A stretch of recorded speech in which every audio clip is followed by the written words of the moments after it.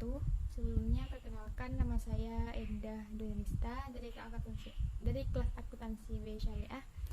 Ingin memaparkan hasil review yang berjudul Tasawuf sebagai upaya membersihkan hati guna mencapai kedekatan dengan Allah, yang ditulis oleh Fahrudin. Belajar tasawuf berarti sedang mempelajari ilmu bagaimana cara mendekatkan diri kepada Allah. Menurut Mas'ud, ilmu tasawuf adalah ilmu yang dengannya dapat diketahui hal-hal yang terkait dengan keburukan dan kebaikan jiwa. Ada 3 macam akhlak yang harus dilakukan untuk menjalankan ilmu tasawuf, yaitu yang pertama, akhlak kepada Tuhan dengan memenuhi perintahnya tanpa kemunafikan. Kedua, akhlak kepada manusia dengan menghormati yang lebih tua dan memberi kasih sayang kepada yang lebih muda. Berbuat adil terhadap sesama dengan tidak mencari balasan dan keadilan seperti orang pada umumnya. Ketiga, akhlak kepada diri sendiri, yaitu dengan tidak menuruti hawa nafsu dan syaitan.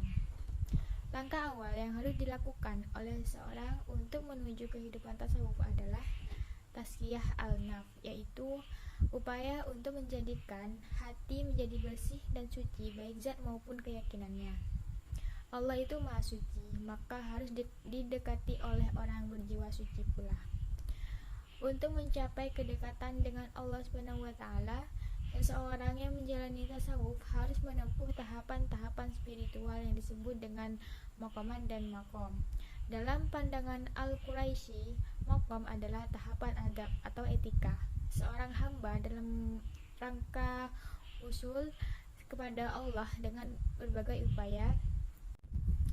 Ada 7 tahapan spiritual yang harus dilalui oleh seorang yang ingin mendekatkan diri kepada Allah, antara lain yaitu taubat.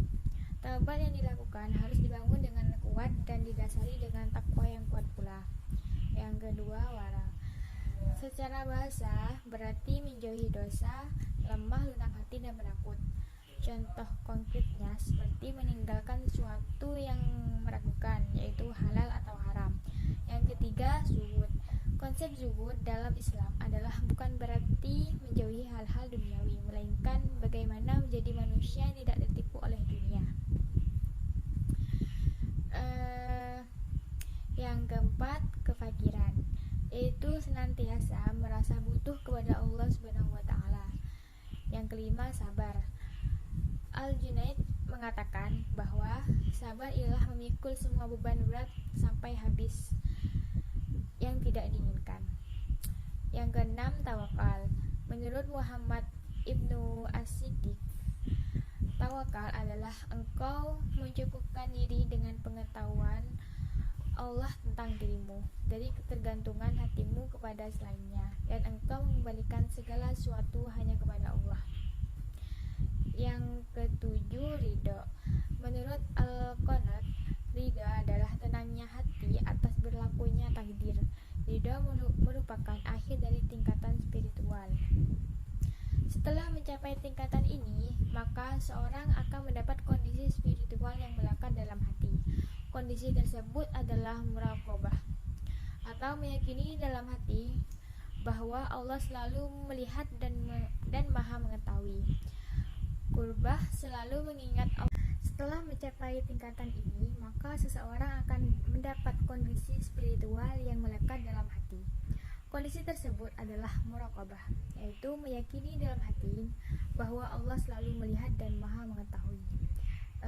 Yang kedua, qurbah, atau selalu mengingat Allah dalam segala kondisi, baik secara lahiriah maupun secara rahasia hati. Yang ketiga, muhabbah, atau rasa cinta. Yang keempat, khauf, rasa takut. Raja, rasa pengharapan. Sauk, rasa kerinduan. Dan keakraban atau keintiman. Yang selanjutnya, tumaninah, atau tenang dan tentram. Yang terakhir, musaqabah, saling menyaksikan dan yakin tidak bisa dipalingkan. Sekian dari saya, kurang lebihnya saya mohon maaf. Wassalamualaikum warahmatullahi wabarakatuh.